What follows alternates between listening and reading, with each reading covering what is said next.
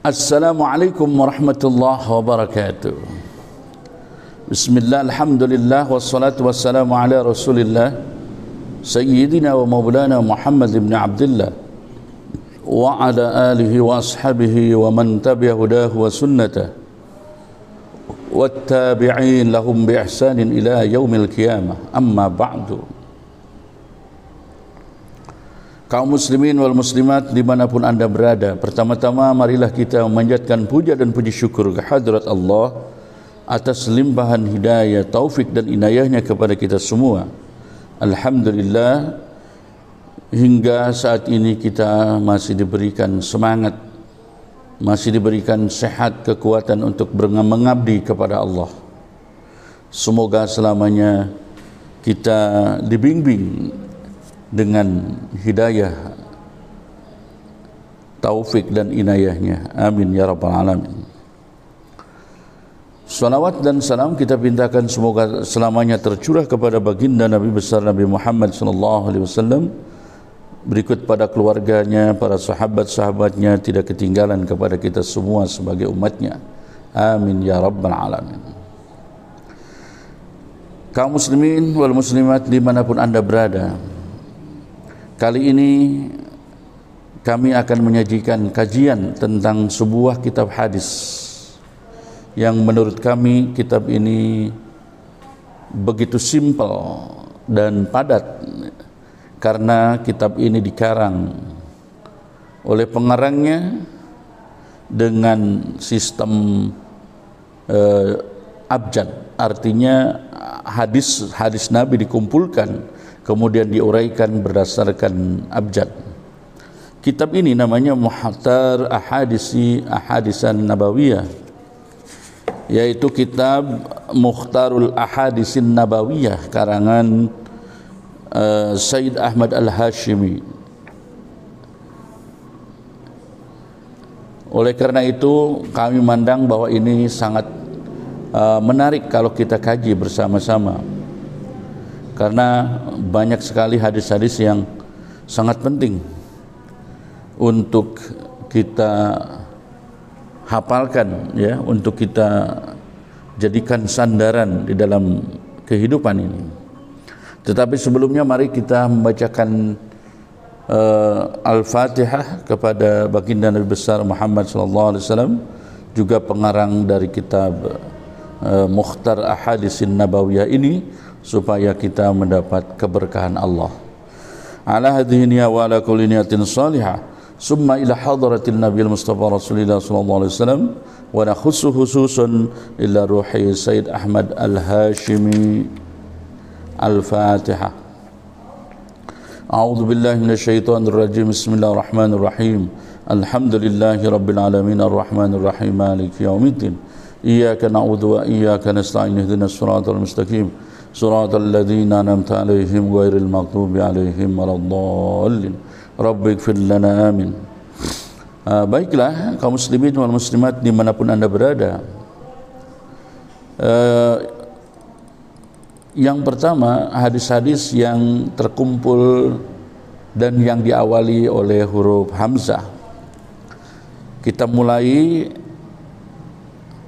dari hadis yang pertama.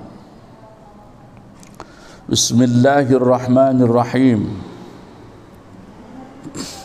Ati babal jannati yawmal qiyamati fa astabtihu fa yaqulul khazinu man anta fa aqulu Muhammad fa yaqulu bika umirtu alla abtaha li ahadin qablaka. Rawahu Ahmad an Anas. Hadis pertama ini menjelaskan bahwa baginda Nabi besar Muhammad sallallahu alaihi wasallam datang ke pintu surga. Pada hari kiamat baginda Nabi besar Muhammad sallallahu alaihi wasallam datang ke pintu surga, kemudian minta dibukakan kepada malaikat penunggu surga. Fayaqulul khazinu, lantas malaikat sang penunggu surga yaitu malaikat Ridwan berkata, man anta, siapakah engkau? Lalu Rasul menjawab, fa aqulu Muhammad, aku adalah Muhammad. Kemudian penjaga itu pun berkata lagi, fa yaqulu bika umirtu alla abtaha li ahadin qablaka, karena engkaulah aku diperintahkan untuk tidak membuka pintu surga ini kepada seseorang sebelum engkau. Artinya kaum muslimin wal muslimat dimanapun anda berada, jadi surga tidak dibuka kepada orang lain sebelum dibukakan kepada baginda Nabi besar Muhammad sallallahu alaihi wasallam. Dan ini adalah merupakan kemuliaan, ini adalah merupakan keagungan, bahkan bukan hanya kemuliaan baginda Nabi besar sallallahu alaihi wasallam saja, tapi termasuk kemuliaan umatnya, kemuliaan umatnya baginda Nabi besar. Karena kita tahu bahwa surga tidak akan dimasuki oleh umat-umat yang lain sebelum umat Muhammad semuanya masuk. Ini bagian dari kemuliaan umat Muhammad sallallahu alaihi wasallam. Nah, tentu kita kaum muslimin wal muslimat dimanapun anda berada, kita berdoa kepada Allah semoga kita menjadi umat baginda Nabi besar Muhammad sallallahu alaihi wasallam. Kemudian hadis yang kedua, a'ti al-ma'rufa wajtanibil munkara wanzur ma yu'jibuka udhunaka ay yaqula lakal qaumu idza kumta min indihim fa'tihi wanzur alladhi takrahu ay yaqula lakal qaumu idza kumta min indihim fajtanibhu. Rawahu jamaah.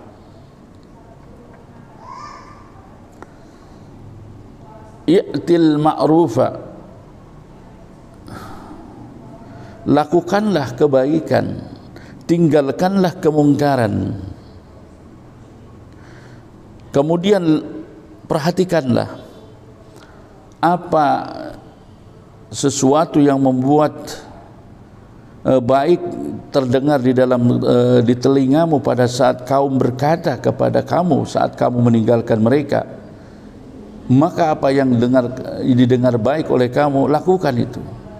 Tetapi sebaliknya, kalau apa yang kamu dengar dari kaum itu adalah sesuatu yang tidak baik, saat engkau berdiri di samping mereka, maka kamu tinggalkan itu.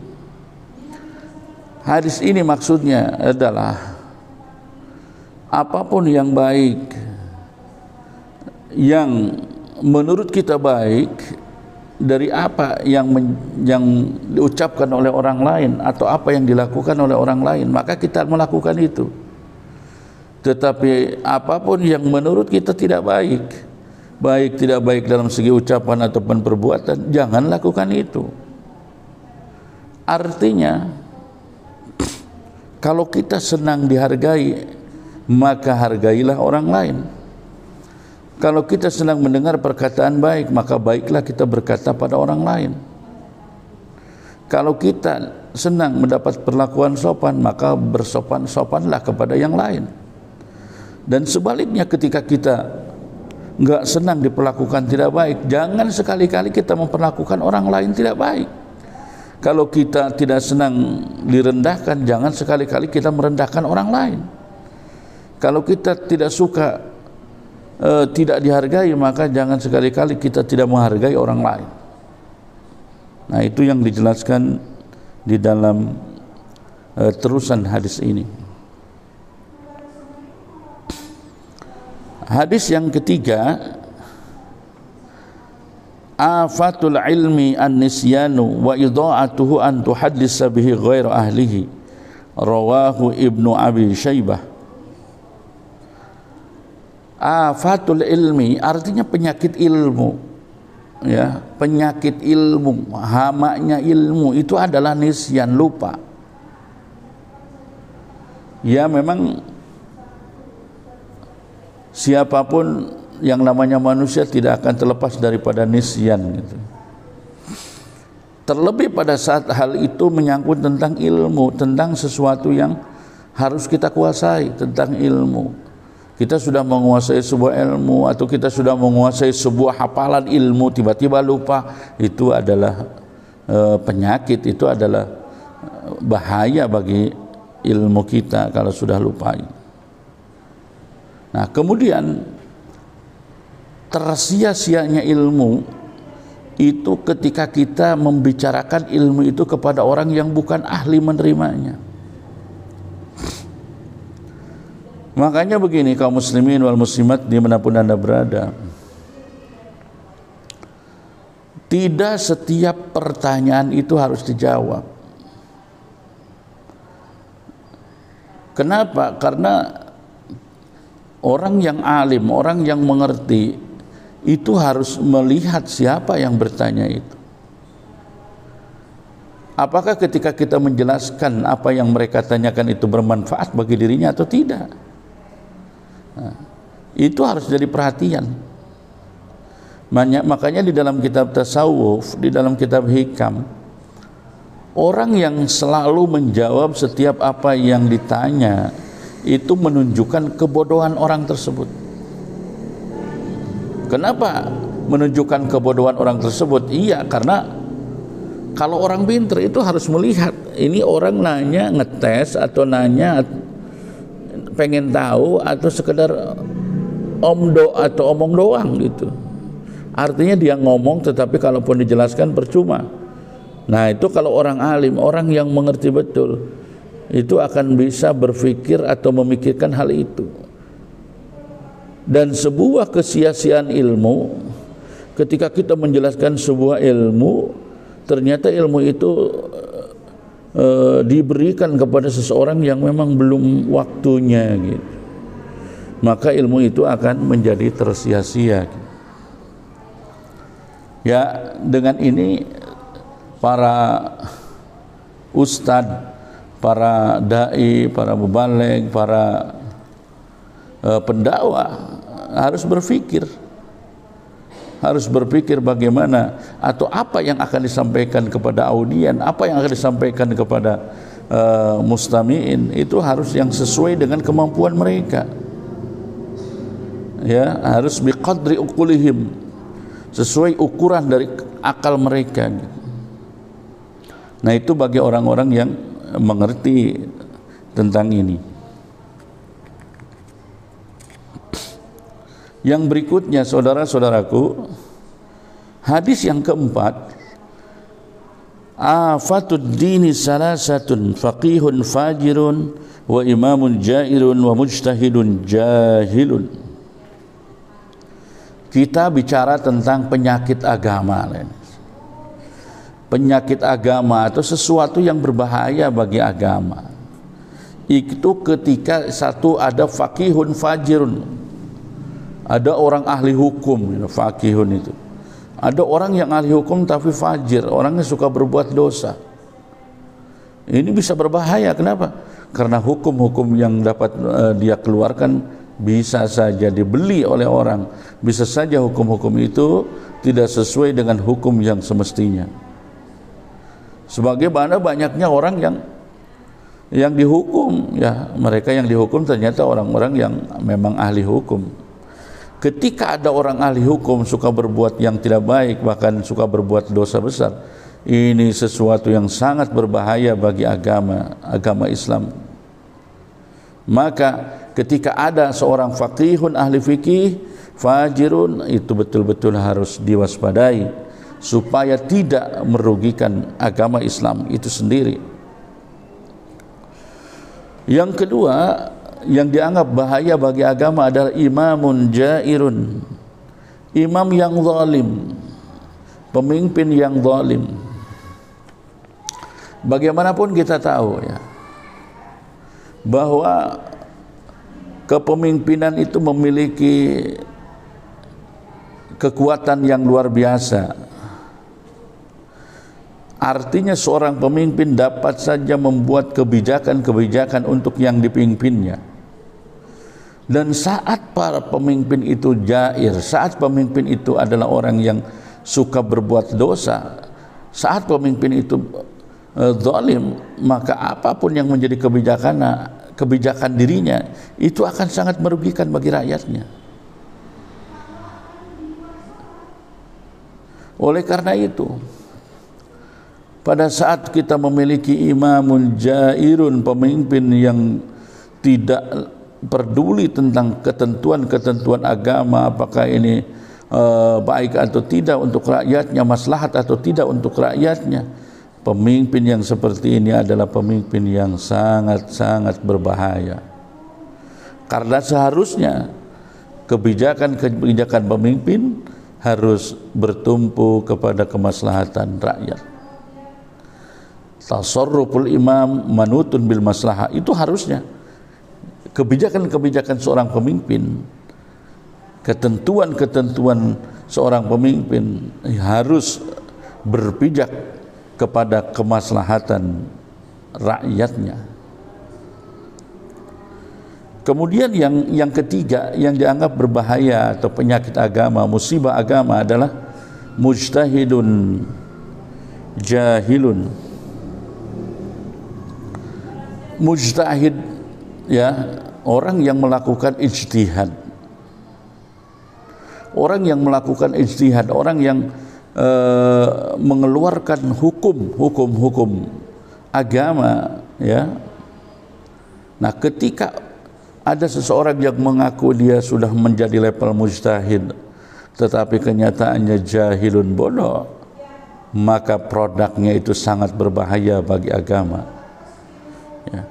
Karena soal ijtihad ini memiliki ketentuan yang jelas di dalam agama, bahwa seorang yang masuk dalam kategori mujtahid harus memiliki kemampuan syariat yang lengkap, pemahaman agama yang mumpuni, kemudian punya kemampuan dari sisi bahasa, dari sisi makna, dari sisi asbabul wurud, asbabul nuzul, ya.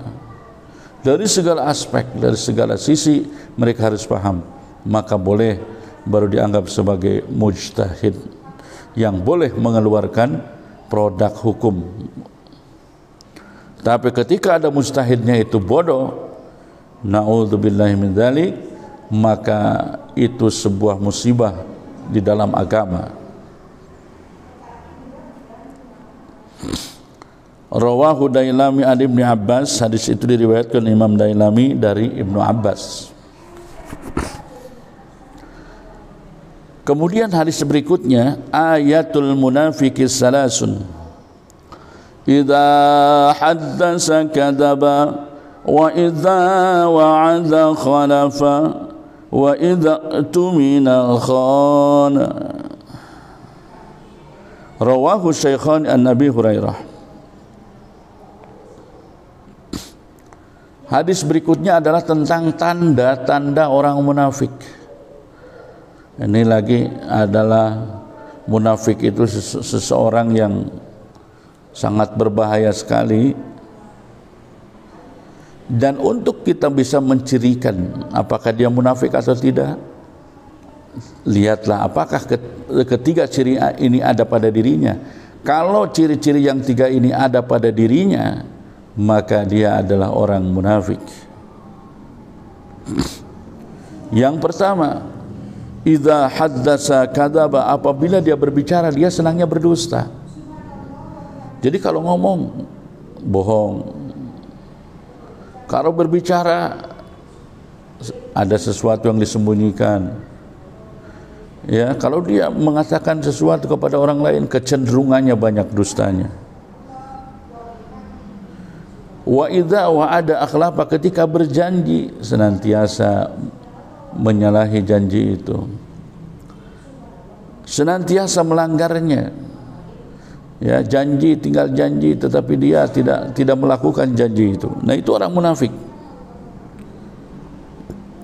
Wa idza tumina khana, dan apabila dia mendapat kepercayaan atau mendapat amanah, maka biasanya orang munafik itu berkhianat, akan menggunakan amanatnya itu untuk sesuatu yang tidak semestinya. Ini sangat berbahaya sekali.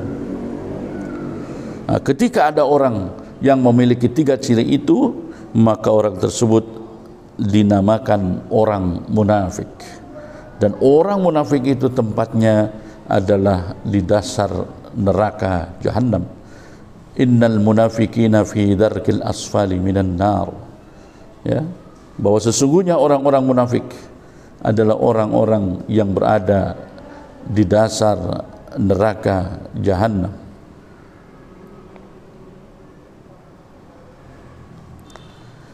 Ya, memang selain daripada yang 3 ini, ada juga ya ciri-ciri munafik yang disebutkan di dalam yang lain. Seperti dalam ayat Al-Quran, innal munafiqina yukhadi'una Allah wa huwa khadi'uhum. Biasanya orang munafik itu adalah orang-orang yang suka berkhianat kepada Allah.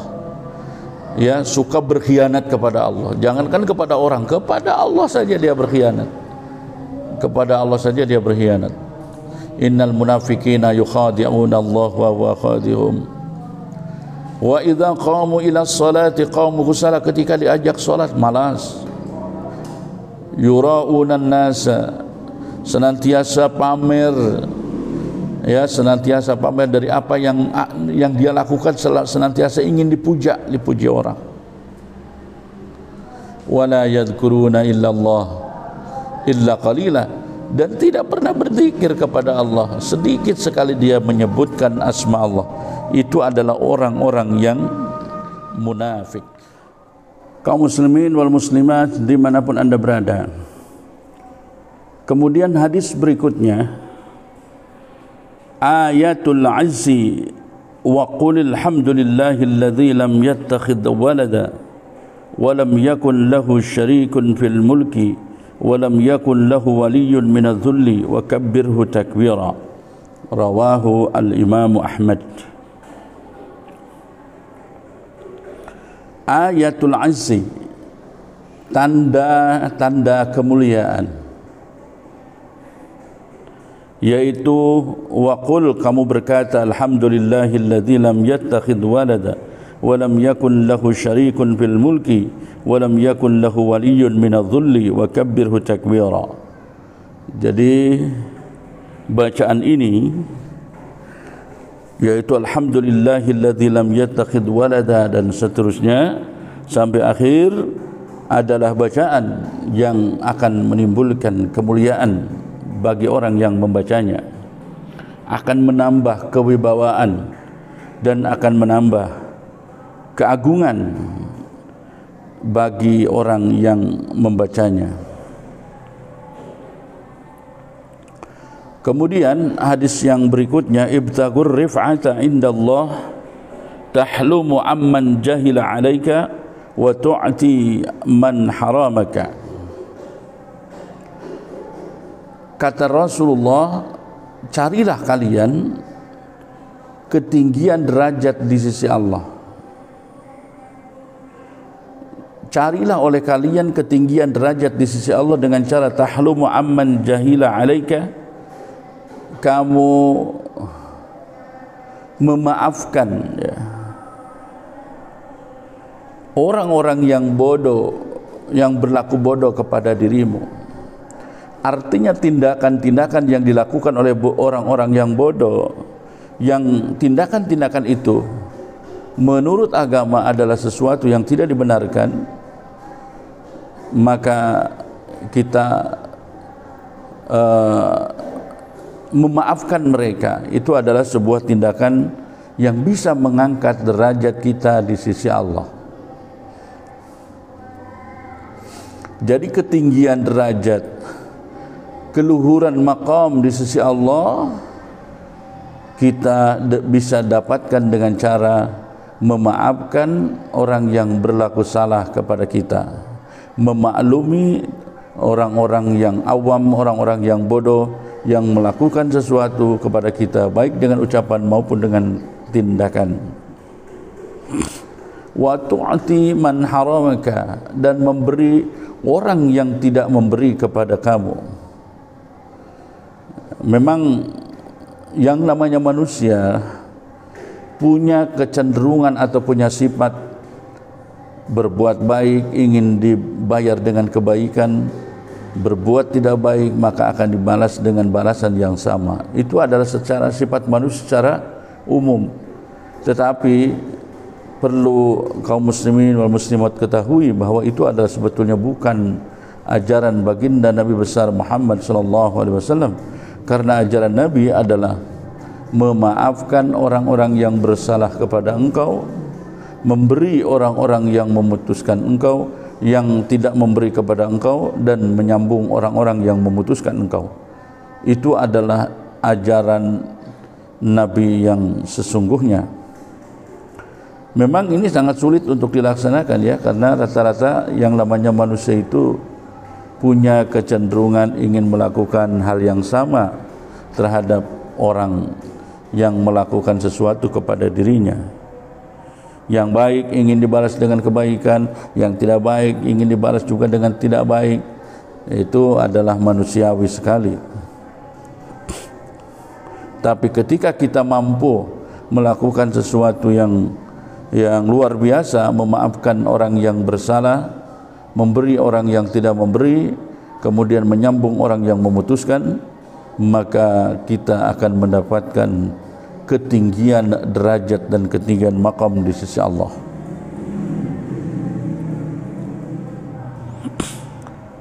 Rawahu Adi an Ibnu Umar, hadis tadi diriwayatkan oleh Imam Adi dari Ibnu Umar. Hadis berikutnya, abghadul ibadi ila Allah man kana saubuhu khairan min amalih an takuna thiyabuhu thiyabal anbiya wa amaluhu amalal jabbarina. Di dalam hadis ini Nabi mengatakan orang yang paling dibenci oleh Allah, orang yang paling dimarahi oleh Allah adalah orang-orang yang pakaiannya lebih baik daripada pekerjaannya, di mana mereka berpakaian seolah-olah seperti pakaiannya para nabi, tetapi amalnya itu adalah amal jabbarin, pekerjaannya atau perbuatannya seperti perbuatan orang-orang yang sombong dan angkuh. Itu adalah orang-orang yang sangat dibenci Allah. Oleh karena itu, hadirin kaum muslimin wal hadirat kaum muslimat, pakaian itu adalah sesuatu yang sifatnya lahiriah dan zahiriah. Memang pakaian berfungsi untuk menutupi aurat, ya. Tetapi ketika kemudian pakaian aurat zahir kita sudah tutupi, tapi ternyata aurat batiniah, artinya kelakuan-kelakuan kita yang tidak baik tidak bisa kita tutupi, itu adalah juga sesuatu yang sangat tidak baik. Bahkan ada kecenderungan ketika kita mengutamakan pakaiannya seperti Nabi, tapi kelakuannya kayak orang-orang yang takabur dan orang-orang yang sombong dan orang-orang yang angkuh, yang betul-betul dibenci oleh Allah Subhanahu wa taala. Na'udzubillahi min dzalik. Pakaian boleh bagus, ya, pakaian boleh rapi, tetapi yang terpenting bagaimana akhlak kita lebih baik daripada pakaian kita, batin kita lebih bersih daripada pakaian zahir kita. Itu yang paling terpenting yang harus kita miliki. Kaum muslimin wal muslimat dimanapun anda berada, hadis tadi rawahu Dailami an Aisyata, hadis yang diriwayatkan oleh Imam Ad-Dailami dari Siti Aisyah. Hadis berikutnya masih di dalam kitab Muhammad Ahadisin Nabawiyah, hadis-hadis yang berawalan hamzah. Abligu hajata man la yastati'u iblagha hajatihi, faman ablagha sultanan hajata man la yastati'u iblaghaha sabbatallahu ta'ala qadamaihi ala sirati yaumal qiyamah Rawahu At-Tabrani an Abi Darda. Sampaikanlah hajatnya orang yang tidak bisa menyampaikan hajatnya itu. Cukupilah hajatnya orang yang tidak bisa mencukupi kebutuhannya. Barang siapa yang menyampaikan kepada sultan tentang hajatnya orang yang tidak mampu menyampaikannya, maka Allah akan menetapkan kedua telapaknya di atas jembatan pada hari kiamat, di atas sirat pada hari kiamat.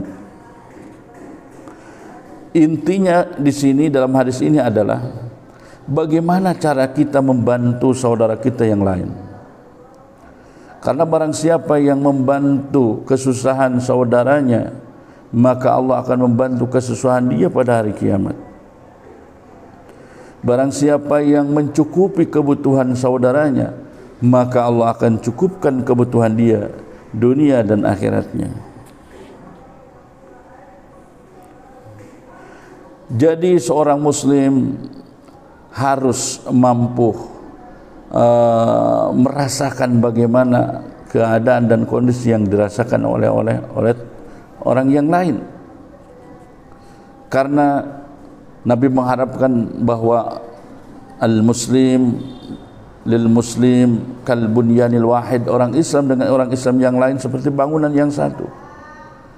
Ketika kemudian yang satunya merasa kelaparan, kemudian yang satunya merasa kekurangan, hendaknya yang lainnya mampu menutupi kelaparan saudaranya, mampu menolong apa yang dibutuhkan oleh saudaranya. Ketika bisa seperti itu, sungguh Allah sangat membanggakan orang-orang Islam yang bisa dan mampu menolong saudaranya. Rawahu Tabrani, hadis diriwayatkan oleh Imam Tabrani an Abi Darda, dari Imam Abi Darda. Kemudian kaum muslimin wal muslimat dimanapun anda berada, kita memasuki halaman berikutnya dari kitab Muhammadiyah Ahadisin Nabawiyah karangan Sayyid Ahmad Al-Hashimi, yaitu Ibna Adam, ati' rabbaka tusamma akilan wala ta'sihi fatusamma jahilan. Kata Nabi, wahai anak Adam, wahai anak Adam, taatlah engkau kepada Tuhanmu, maka kau akan dinamakan orang yang berakal. Dan janganlah durhaka kepadanya, maka engkau akan dinamakan orang yang jahil, yang bodoh ketika kita durhaka kepadanya. Rawahu Abu Naim an Abi Hurairah. Orang yang mampu melakukan taat, orang yang paham taat, orang yang bisa taat kepada Tuhannya, yaitu kepada Allah, maka kata Nabi dia disebut orang yang berakal. Jadi orang yang berakal adalah orang yang mampu berpikir apa yang harus dia lakukan. Maka ketika dia berbuat taat, berarti dia tahu sebagai manusia harus melakukan taat. Karena memang itu adalah fungsi utama dari seorang manusia, yaitu mengabdi kepada Tuhannya, taat kepada Tuhannya, beribadah kepada Tuhannya, sebagaimana yang disabdakan oleh Allah bahwa tidak semata-mata Allah menciptakan jin dan manusia kecuali hanya untuk mengabdi kepada Allah. Dan pada saat orang melakukan durhaka atau maksiat, maka kata Nabi bisa disebut orang yang bodoh. Kenapa? Kenapa disebut orang yang bodoh? Karena sudah tahu bahwa maksiat itu merugikan dirinya, sudah tahu bahwa perbuatan durhaka itu bisa mencelakakan dirinya, sudah tahu bahwa di dalam durhaka itu ada amarah Allah. Maka ketika orang melakukan durhaka, maka dia bisa disebut orang bodoh. Ya, Orang yang bodoh artinya orang yang sudah tahu apa yang dilakukannya itu merugikan, tapi tetap saja dia melakukannya. Itu adalah orang yang bodoh yang seperti itu. Oleh karena itu, saudara-saudara kaum muslimin wal muslimat dimanapun anda berada, kalau anda termasuk orang yang berakal, bertaatlah kepada Allah senantiasa, dimanapun, kapanpun, dalam keadaan apapun, dan jangan sekali-kali durhaka kepada Allah. Rawahu Abu Naim an Abi Hurairah. Hadis berikutnya, ini hadis-hadis yang masih dalam kelompok diawali dengan huruf hamzah. Abghadul halali ila Allahi at-talaqu. Rawahu Abu Dawud fi sunanihi, di dalam sunnahnya Abi Dawud. Nabi bersabda bahwa perkara halal yang paling dibenci Allah adalah perceraian, yaitu tolak. Jadi tolak itu haknya hak laki-laki. Tolak itu boleh, tolak itu dihalalkan oleh Allah, dihalalkan, tetapi tolak itu sangat dibenci oleh Allah. Artinya kalau bisa kita berusaha sekuat mungkin supaya tidak melakukan tolak.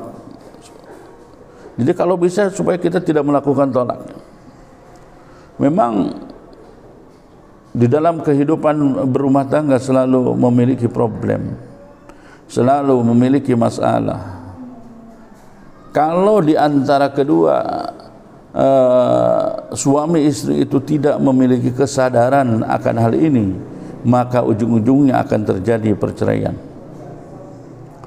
Di dalam kehidupan rumah tangga yang ada adalah sebetulnya kewajiban bagaimana kita sebagai suami melaksanakan kewajibannya, maka sebagai istri pun melakukan sebagai kewajibannya, istri kepada suaminya, suami kepada istrinya, dan sama-sama menyadari akan kekurangan masing-masing, kelemahan masing-masing, kealfaan masing-masing, keterbatasan masing-masing.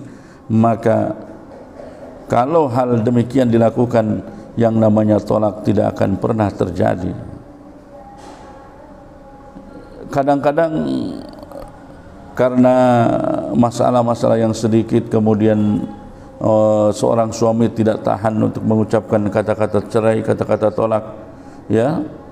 Dan yang namanya kata-kata tolak, apapun alasannya, ketika mengucapkannya dengan kata yang segot, yang soreh, yaitu aku tolak engkau, aku cerai engkau, ya, maka sudah jatuh tolaknya, meskipun diucapkan dalam keadaan bergurau, ya. Beda lagi dengan jika diucapkannya secara kinayah, artinya samar-samar, ya. Misalnya, aku sudah bosan kepada engkau, atau menjauhlah dari diriku, dan sebagainya. Itu bisa jatuh tolak jika di dalam hatinya meniatkan tolak. Tetapi apabila ucapan-ucapan itu tidak dibarengi dengan meniatkan tolak, maka tidak akan jatuh tolak. Baiklah kaum muslimin wal muslimat dimanapun anda berada, hadis berikutnya Nabi besar Nabi Muhammad SAW mengatakan, Atani Jibrilu faqala ya Muhammad aish ma syi'ta fa innaka mayyitun wahbib ma syi'ta fa innaka mufarriquhu wa'mal ma syi'ta fa innaka majziyun bih wa'lam anna syarafal mu'mini qiyamuhu bil lail wa 'izzuhu istighna'uhu 'anil nas.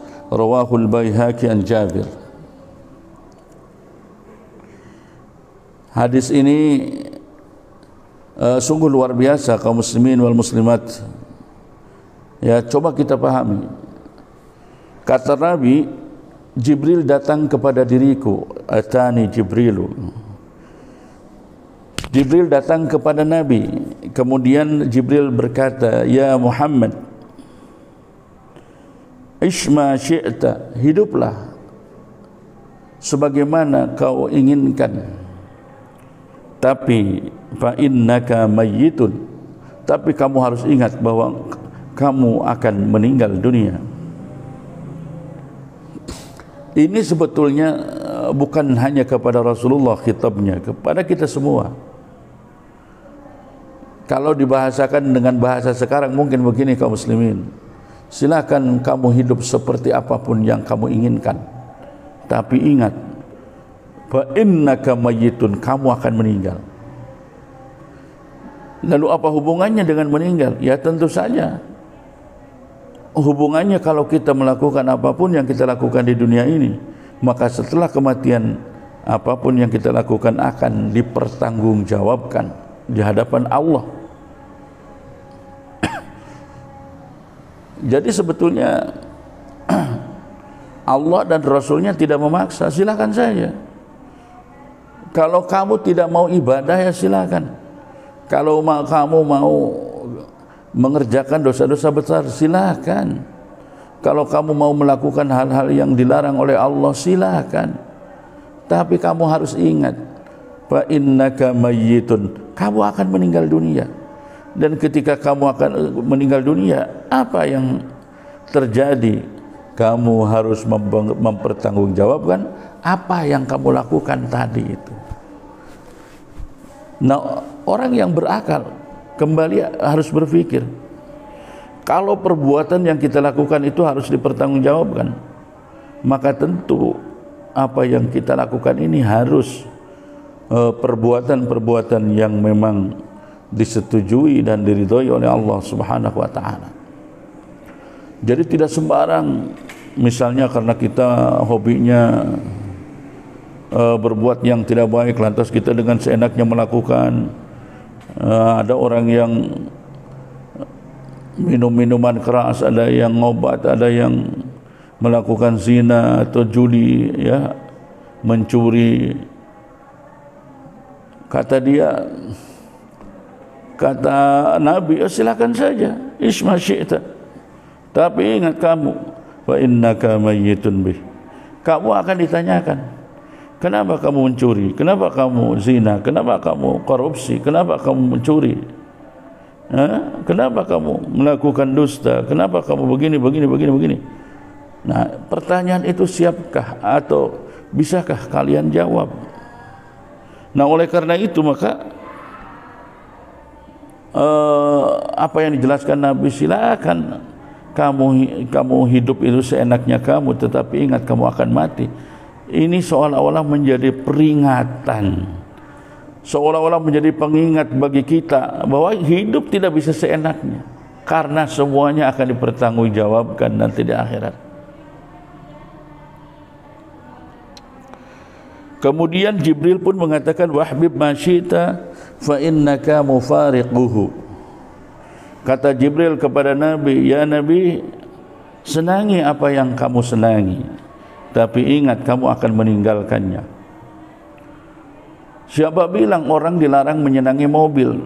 Enggak ada larangan itu. Siapa bilang orang Islam dilarang mencintai kedudukan, mencintai jabatan, mencintai kekayaannya, mencintai rumahnya, mencintai kendaraan, ya, hewan ternaknya, sawahnya? Tidak ada larangan itu.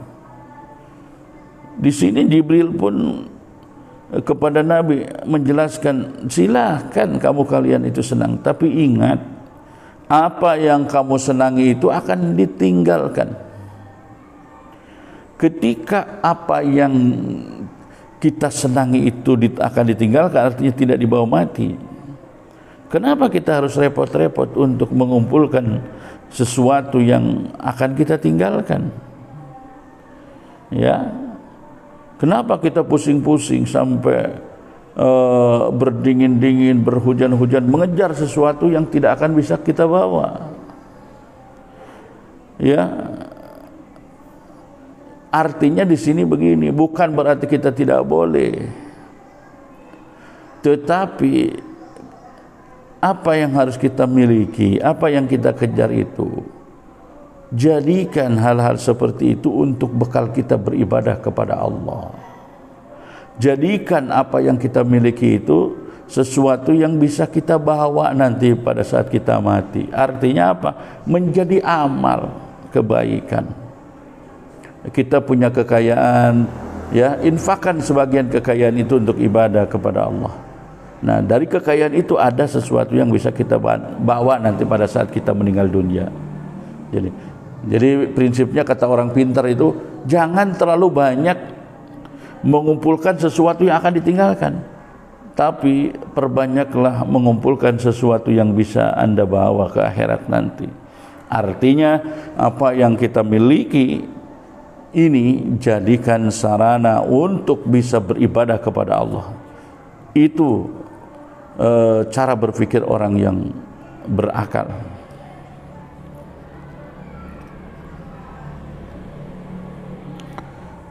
Kemudian Jibril masih meneruskan ucapannya, wa'mal ma syi'ta fa innaka majzi bihi.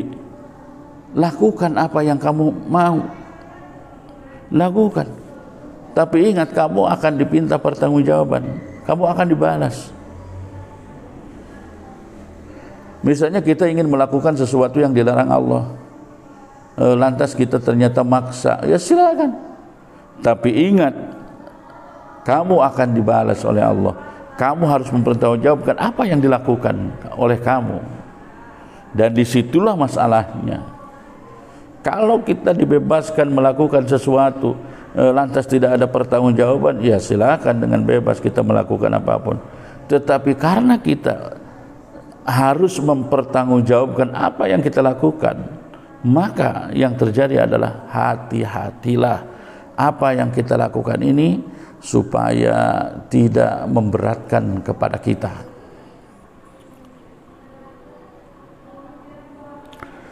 Kemudian Jibril masih berkata kepada Rasulullah, wa'lam anna syarafal mu'min qiyamuhu bil lail wa izzuhu istighna'uhu 'anil nas. Ketahuilah ya Muhammad bahwa kemuliaan seseorang adalah pada saat dia bisa istiqamah beribadah pada malam hari, atau disebut dengan qiyamul lail. Jadi ciri kemuliaan seorang mukmin adalah ada pada saat qiyamul lail, pada saat tahajud. Ketika Anda bisa qiyamul lail, ketika Anda bisa tahajud, maka Anda termasuk orang-orang yang mulia. Kemudian kata Nabi atau kata Jibril terhadap Nabi bahwa kemuliaan seorang mukmin pun terletak pada saat dia tidak membutuhkan lagi apa yang ada pada manusia yang lainnya. Tidak iri terhadap apa yang dimiliki orang lain, ya, tidak butuh terhadap apa yang dimiliki oleh orang lain. Itulah kemuliaan, tanda kemuliaan seorang mukmin. Kaum muslimin, kaum muslimat dimanapun Anda berada, di dalam hadis ini sebetulnya kita ini sebagai manusia diberikan kebebasan oleh Allah, sebebas-bebasnya. Mau menyenangi apapun silakan, mau mencintai apapun silakan, ya, mau hobi apapun silakan. Yang penting harus ingat bahwa apa yang kita cintai, apa yang kita jadikan hobi, semuanya akan kita tinggalkan. Kemudian kita dibolehkan silakan, mau melakukan apapun silakan. Perbuatan apapun boleh kalian lakukan, boleh kamu lakukan, tapi ingat, kamu harus mempertanggungjawabkannya. Sanggupkah mempertanggungjawabkan, apalagi ketika kemudian apa yang dilakukan kalian itu adalah sesuatu yang dilarang Allah. Kan begitu. Harusnya berpikir tentang sebab akibat ini, tentang sesuatu yang yang mesti kita pertanggungjawabkan dari seluruh apa yang kita lakukan ini. Dan apapun yang kita lakukan diketahui Allah. Dan ada laporannya lembar per lembarnya nanti pada saat kita masuk ke mahkamah Allah. Oleh karena itu, marilah kita muhasabah diri, introspeksi diri, saudara-saudaraku kaum muslimin wal muslimat dimanapun Anda berada. Sebetulnya Allah dan Rasulnya itu begitu sayang kepada kita, begitu sayang. Saking sayangnya maka Allah mewajibkan ibadah kepada kita. Karena kalau Allah tidak mewajibkan ibadah, siapa yang mau melakukannya? Dengan Allah mewajibkan sholat 5 waktu, akhirnya kita banyak mengerjakan sholat 5 waktu, ya. Dengan kemudian Allah memberikan kesunahan-kesunahan tentang sholat-sholat sunnah, maka kita pun mau mengerjakannya untuk menambah pahala dari pahala kewajiban kita. Ini sungguh luar biasa. Dengan adanya mahkamah Allah, diharapkan manusia bisa sadar, ya, bahwa tidak bisa seenaknya berbuat di dunia ini, tidak bisa sesukanya berbuat di dunia ini, karena setiap gerakan, setiap apa yang dilakukan, semuanya harus dipertanggungjawabkan di mahkamah Allah.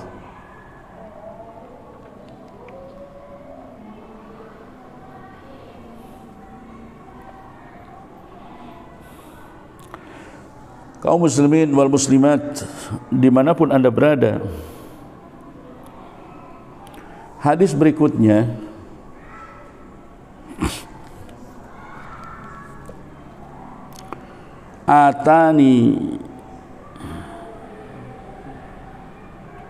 atin min rabbi fa akhbarani annahu man mata min ummati la yusyriku billah syai'an dakhala al-jannata.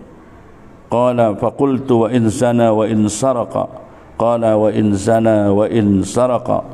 Rawahu Muslimun wa Tirmidzi wa Nasa'i. Hadis berikutnya Nabi menjelaskan bahwa datang seorang malaikat, utusan Tuhanku, kata Nabi, dan kemudian mengabarkan kepada diriku bahwa barang siapa yang meninggal dunia dari umatku dalam keadaan dia tidak bersyirik atau tidak mensekutukan Allah dengan sesuatu, maka pada akhirnya dia akan masuk surga.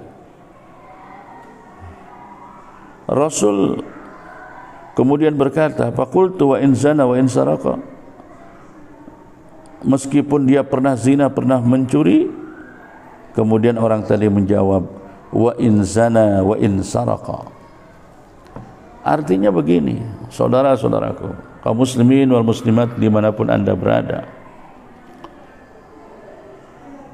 seorang muslim itu sebetulnya sangat punya kesempatan yang besar untuk bisa masuk surga.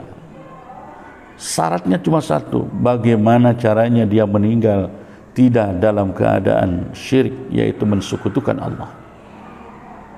Karena kalau kita meninggal dalam keadaan syirik, tidak ada maaf bagimu, wahai para musyrik. Jadi kalau kita meninggal dalam keadaan syirik, itu tidak termaafkan. Tapi kalau kita meninggal bukan dalam keadaan syirik, meskipun kita pernah berbuat dosa besar seperti zina, seperti mencuri, lalu kemudian kita bertobat, pada akhirnya kita akan bisa masuk surga agungnya Allah Subhanahu wa taala. Sebuah tempat yang merupakan dambaan kita semua, sebuah tempat di mana keindahannya tidak pernah terlihat oleh kita, sebuah tempat di mana keindahannya tidak pernah terdengar oleh kita, sebuah tempat di mana keindahan dan keadaannya tidak pernah terbayangkan di dalam hati kita. Itulah surga namanya. Orang Islam, orang iman harus meyakinkan bahwa surga itu ada dan merupakan tempatnya orang-orang yang beriman dan bertakwa kepada Allah Subhanahu wa ta'ala. Mudah-mudahan kaum muslimin wal muslimat dimanapun Anda berada, kita bisa mendapat ampunan Allah, dan pada saat meninggal kita dalam keadaan husnul khatimah, yang pada akhirnya kita masuk surga agung Allah Subhanahu wa taala. Kalau bisa, mudah-mudahan kita berharap kepada Allah bisa masuk surga tanpa melalui hisab dulu. Amin ya rabbal alamin.